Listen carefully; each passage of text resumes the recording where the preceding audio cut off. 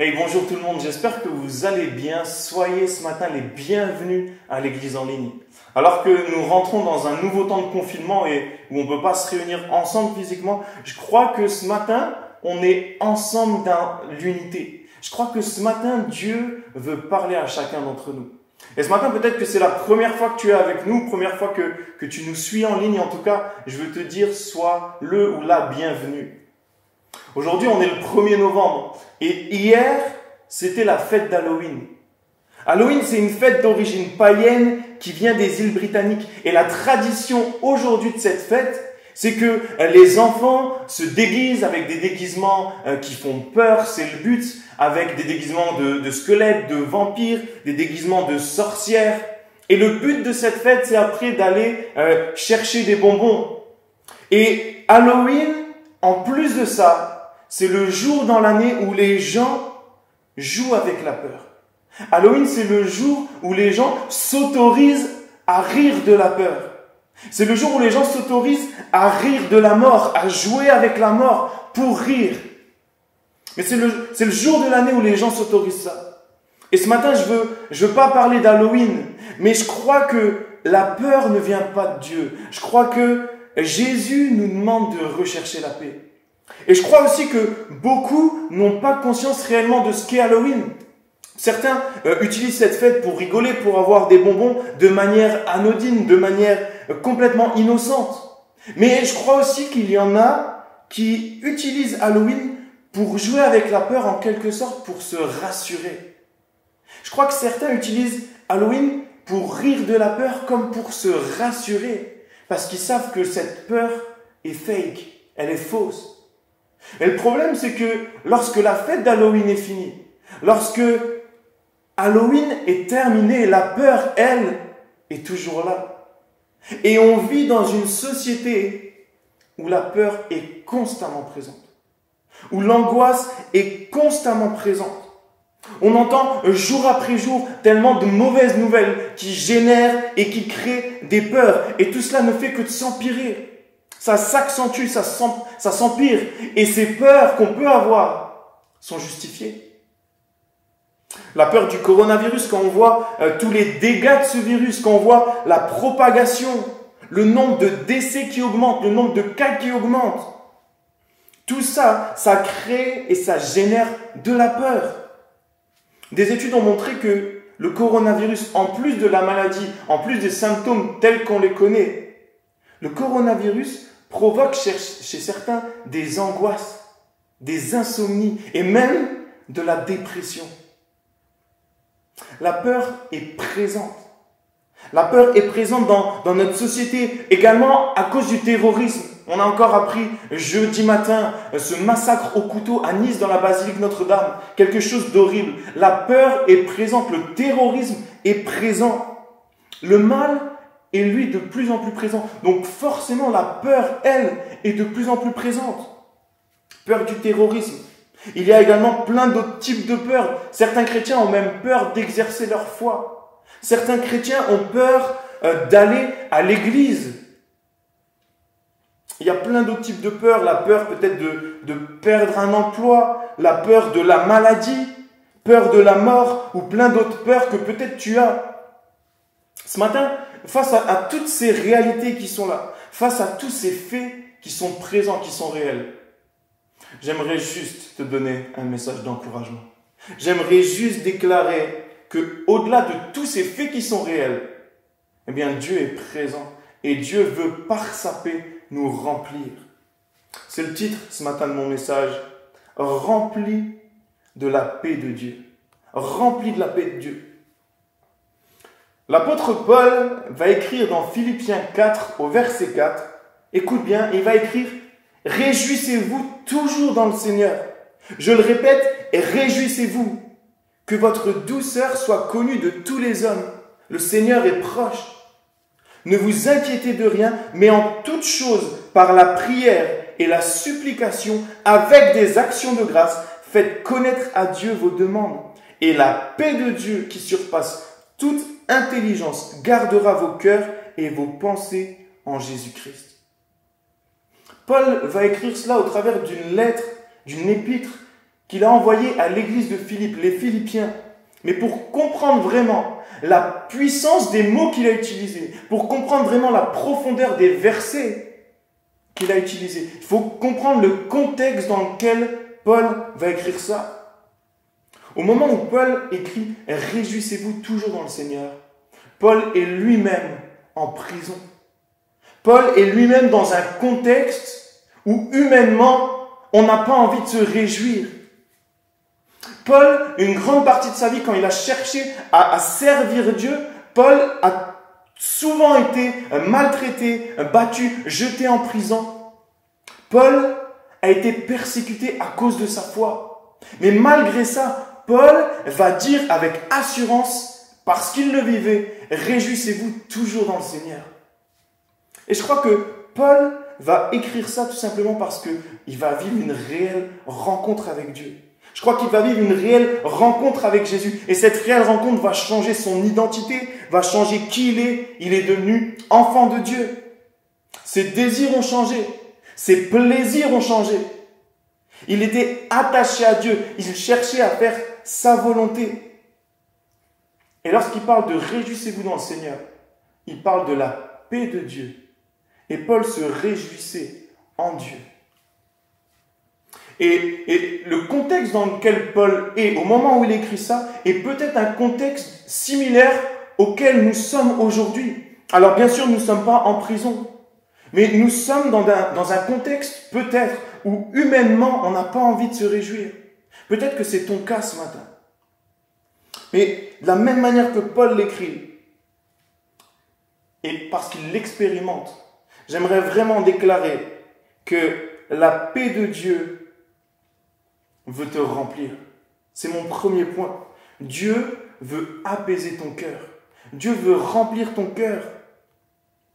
Lorsque Paul dit « Et la paix de Dieu qui surpasse toute intelligence gardera vos cœurs et vos pensées en Jésus-Christ », en réalité, lorsqu'il parle du cœur et de la pensée, gardera vos cœurs et vos pensées, il parle de l'âme.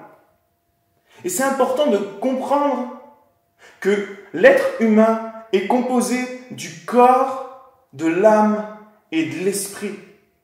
L'être humain est composé du corps, de l'âme et de l'esprit qui forment ensemble une personne, un être humain. De la même manière que Dieu est composé de Dieu le Père, Dieu le Fils, Dieu le Saint-Esprit, ce qu'on appelle la Trinité, mais qui au final forment un seul Dieu. Et de la même manière, à l'image de Dieu, l'homme a été créé avec un corps. Le corps, c'est la partie visible, c'est l'enveloppe, c'est ce qui nous entoure, on sait tous ce qu'est le corps, on vieillit dans notre corps, c'est dans notre corps qu'on peut avoir certaines maladies, ça c'est le corps et je t'apprends rien ce matin. Mais en plus du corps, l'être humain est composé de l'âme et de l'esprit.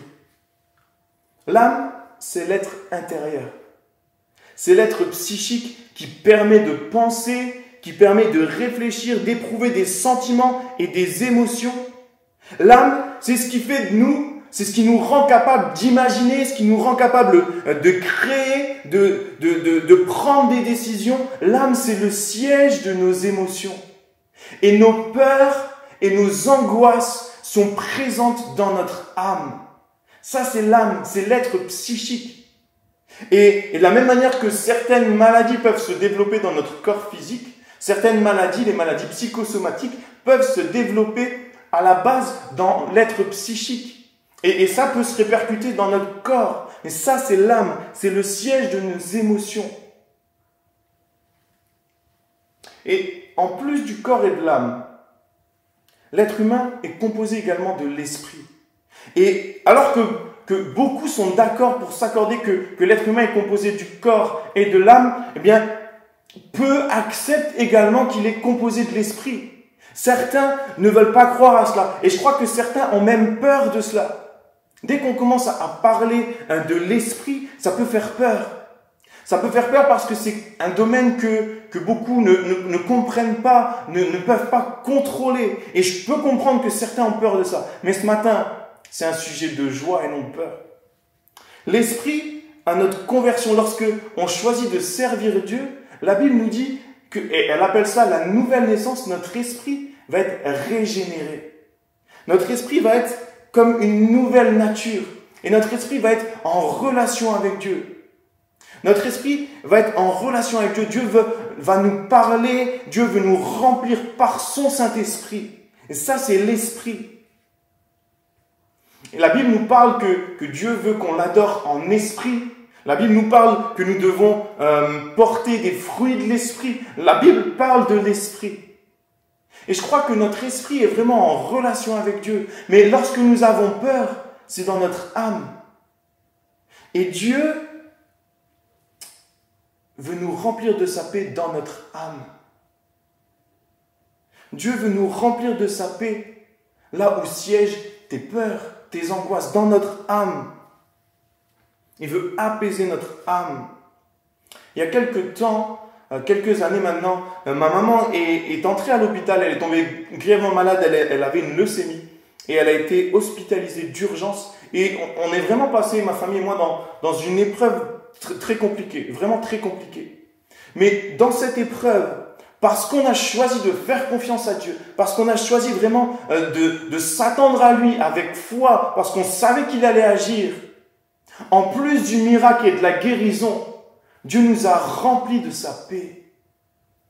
Dieu nous a remplis de sa paix. Et alors qu'elle était à l'hôpital, alors que les médecins avaient du mal à se prononcer, que les professeurs annonçaient pas toujours de très bonnes nouvelles, au contraire, eh bien on était remplis de la paix de Dieu. Quelque chose que humainement on ne peut pas expliquer. Et beaucoup ne comprennent pas comment on a fait. Mais je crois vraiment que Dieu nous a portés au travers de cette épreuve.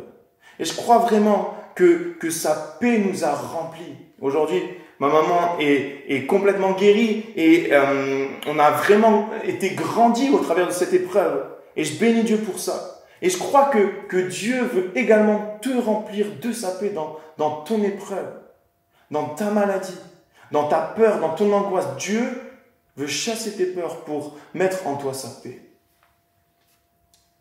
Paul va dire au verset 6, « En toutes choses, par la prière et la supplication, avec des actions de grâce, faites connaître à Dieu vos demandes. » Et c'est mon deuxième point. La foi et la confiance en Dieu amènent la paix.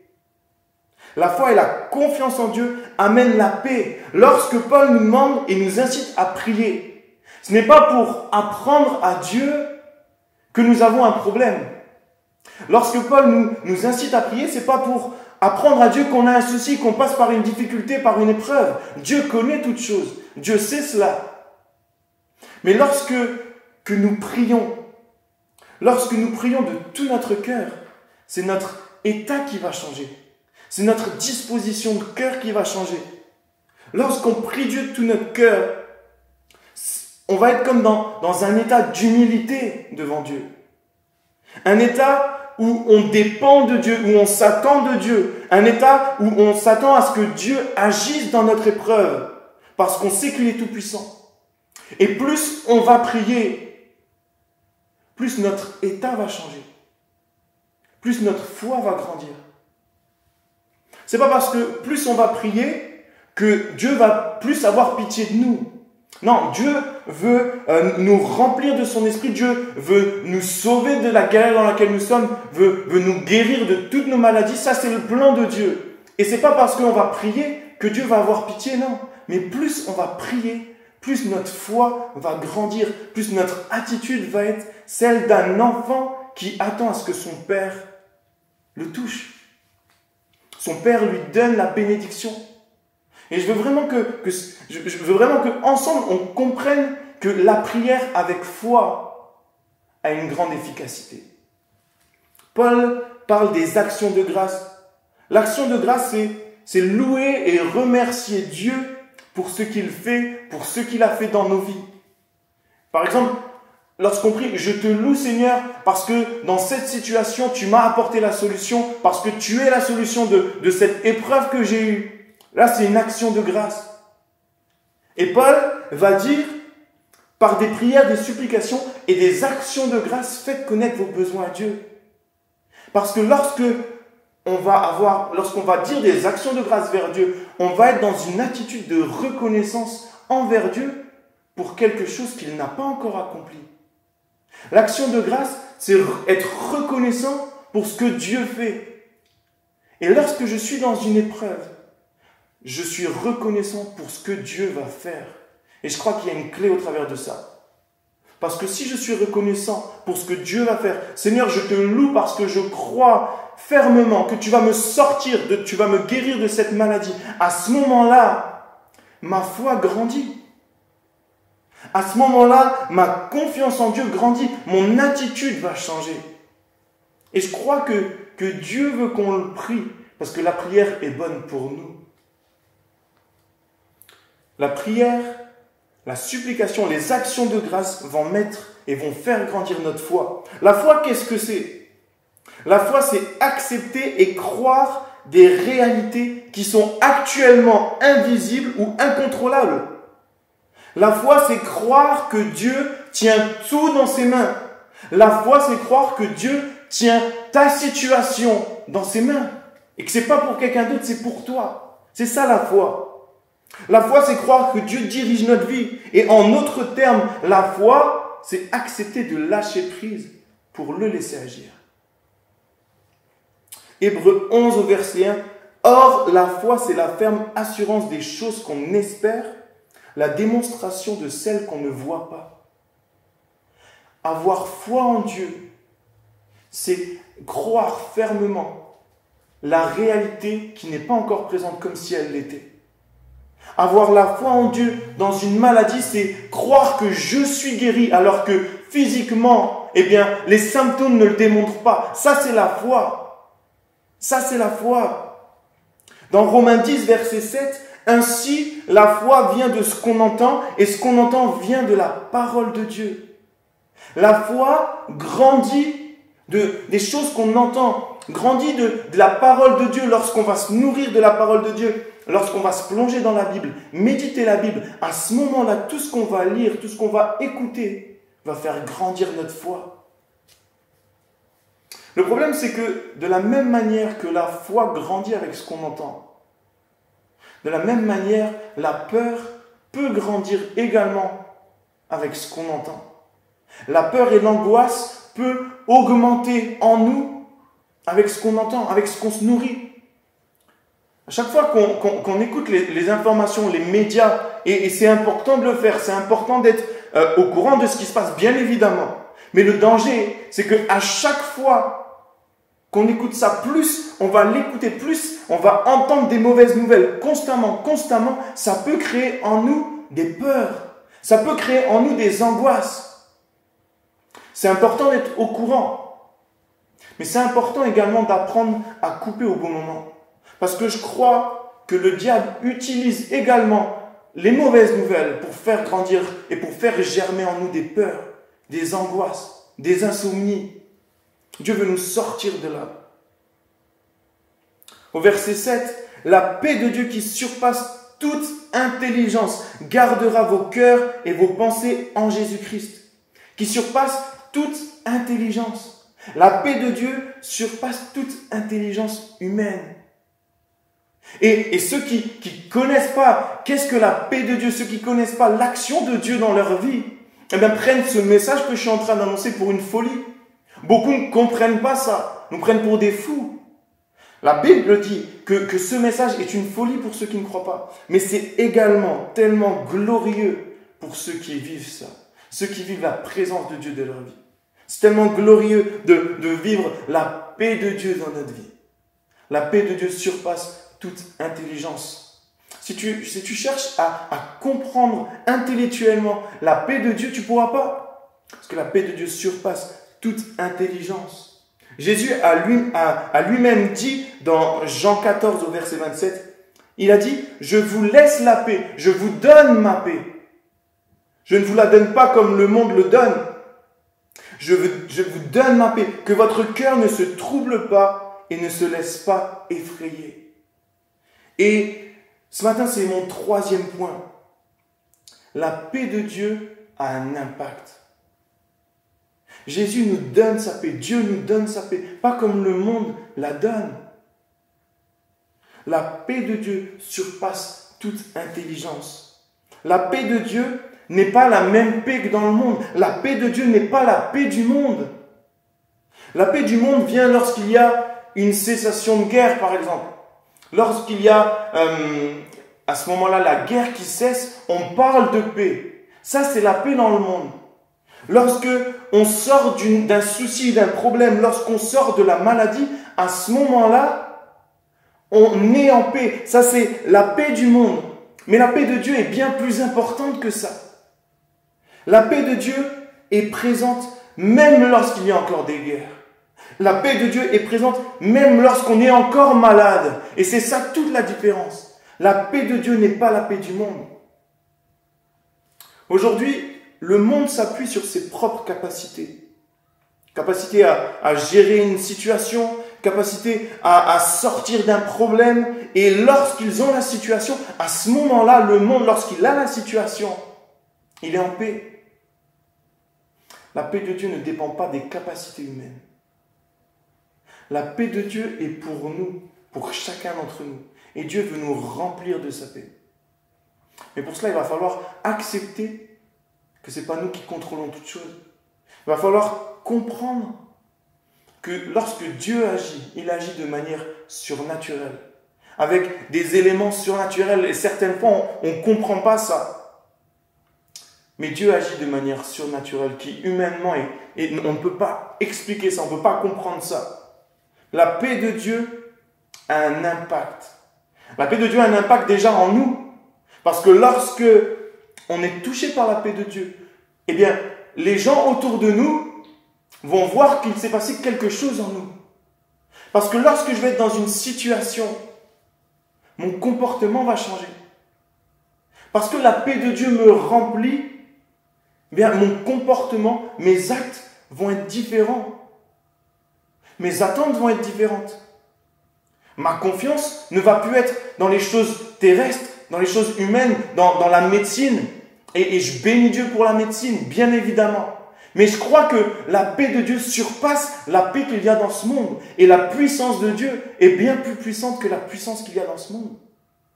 La paix de Dieu provoque un impact en nous. Je crois que parce qu'elle provoque un impact en nous, et parce que nous sommes observés, la paix de Dieu, en plus de simplement provoquer un impact en nous, va provoquer un impact autour de nous. La paix de Dieu va provoquer un impact autour de nous. Les gens qui vont nous voir dans notre galère, dans notre problème, vont voir notre attitude de témoin, notre attitude de disciple, notre comportement qui va glorifier Dieu. Parce que la paix de Dieu est en nous, nous allons porter du fruit. La Bible parle des fruits de l'esprit. Les fruits de l'esprit, c'est lorsqu'on marche avec Dieu, à ce moment-là, on produit la paix autour de nous. La paix est l'un des fruits de l'esprit et il y en a plein d'autres. Mais si je choisis de marcher avec Dieu, je vais porter des fruits de l'esprit, notamment la paix. Et alors, autour de moi, ça va provoquer quelque chose. Parce que peut-être que des personnes vont s'identifier à la situation dans laquelle tu es. Peut-être qu'aujourd'hui, tu passes par une épreuve et demain, quand tu seras sorti de cette épreuve, ton entourage passera par la même épreuve, peut-être. Mais parce qu'ils auront vu ton comportement, comment tu as géré cette épreuve, parce que ton aide vient de la paix de Dieu, eh bien à ce moment-là, la paix de Dieu aura eu un impact également autour de toi. Dieu nous demande de partager la paix autour de nous. Dans Romains 12, verset 18, il est écrit « Si cela est possible, dans la mesure où cela dépend de vous, soyez en paix avec tous les hommes. » Soyez en paix avec tous les hommes. Certaines fois, c'est compliqué à comprendre ça. Certaines fois, c'est compliqué à le mettre en pratique. Mais Dieu nous demande d'être en paix avec tous les hommes.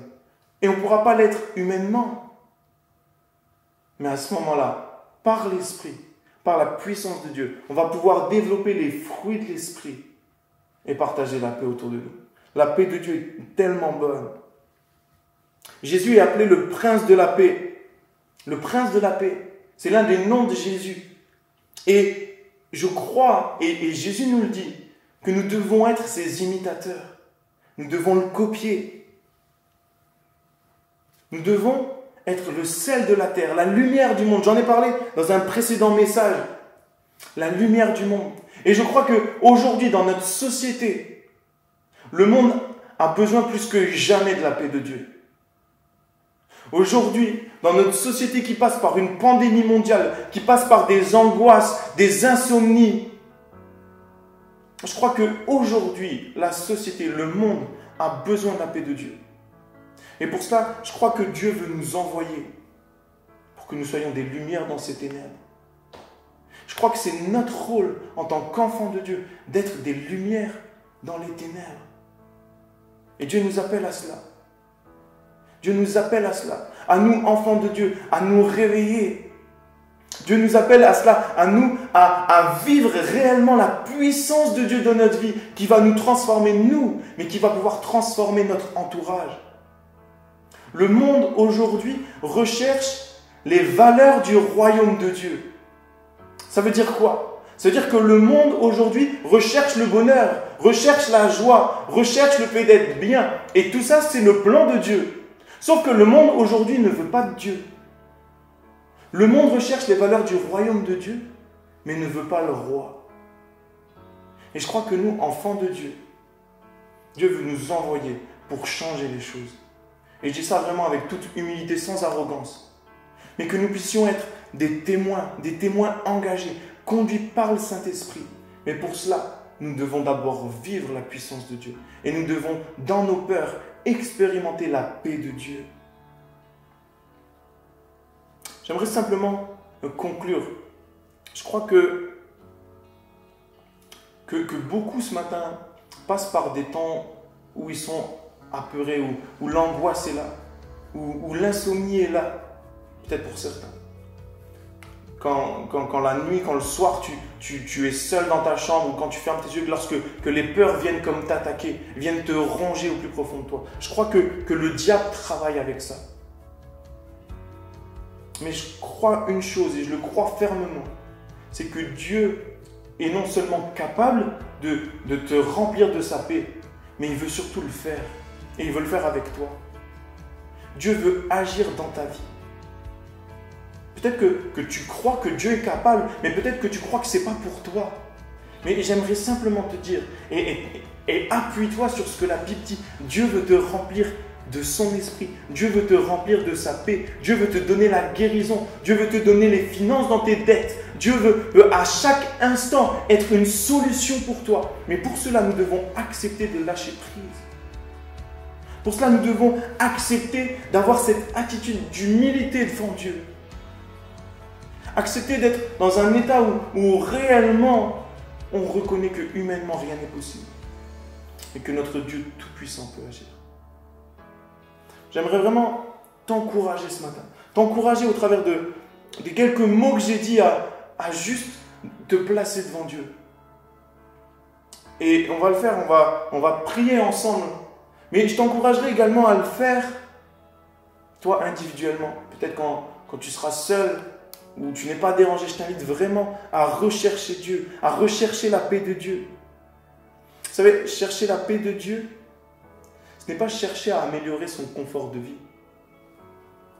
Chercher la paix de Dieu, ce n'est pas chercher à fermer les yeux sur ce qui se passe, comme si au final il ne se passait rien. Bien sûr que la souffrance est là.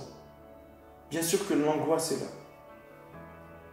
Il ne faut pas qu'on soit comme des ignorants, comme si on venait d'une autre planète. Non, on a les yeux bien ouverts sur ce qui se passe. Mais parce qu'on a les yeux bien ouverts et parce qu'on est conscient du mal qui agit, on est conscient que notre Dieu est tout-puissant. Que notre Dieu couvre tout cela et au-dessus de tout cela. Et il veut nous remplir. Chercher et expérimenter la paix de Dieu, c'est vivre conduit par lui. Si tu veux vivre la paix de Dieu, accepte de le laisser prendre la première place. Accepte de chercher à être conduit par lui, même si peut-être ça te fait peur aujourd'hui. Dieu a des projets de paix et non de malheur pour chacun de ses enfants. Il le dit dans la Bible, dans Jérémie 29, 11. Car je connais les projets que j'ai formés sur vous, dit l'Éternel, projets de paix et non de malheur, afin de vous donner un avenir et de l'espérance. Ça, c'est la promesse de Dieu.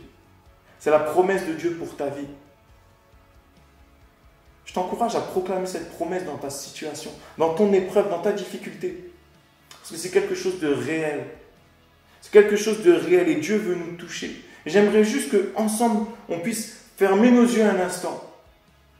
Fermer nos yeux et également, comme une image, fermer tous les bruits autour de nous. Fermer les bruits de la peur, de l'angoisse. Peut-être que tu as même des peurs qui te viennent en tête maintenant. Ferme tes yeux sur ça. Ferme tes oreilles sur tout cela.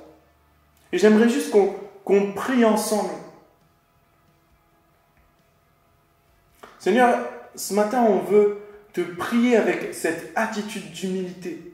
Seigneur, on veut te prier fermement en ayant conscience que tu es le Dieu Tout-Puissant, en sachant que tu vas agir parce que tu veux agir pour chacun de tes enfants. Seigneur, et devant toi, vraiment, on s'attend à toi. On réclame ta paix. On réclame ta paix dans nos peurs. On réclame ta paix sur nos angoisses, sur nos difficultés. Tu connais toutes choses. Et on te prie d'agir dans le nom de Jésus. Dans le nom de Jésus. Seigneur, je te prie d'agir pour chacune des personnes qui vont écouter ce message. Je te prie de venir remplir chacun de ta paix, de venir remplir chacun de ton esprit. Seigneur, tu es le Dieu qui pourvoit à nos besoins. Tu es le Dieu qui nous dit « Ne vous inquiétez de rien ». Et jour après jour, tu renouvelles cette parole. Ne vous inquiétez de rien. Et je te prie, Seigneur, de remplir chacun dans le nom de Jésus. De toucher chacun dans le nom de Jésus. Seigneur, et on croit que tu es tout puissant. Et ensemble, on te prie dans le nom de Jésus. Amen. Amen. Je crois que Dieu veut agir en toi. Et je crois que c'est pour toi. Et vraiment, je t'encourage, peut-être si tu as des questions ou peut-être tu as envie de parler, n'hésite pas à nous contacter. N'hésite pas à contacter le pasteur Saverio Mazé, il est disponible. On est disponible réellement. En tout cas, je te souhaite vraiment que Dieu te bénisse, que Dieu te remplisse. Et on se voit bientôt.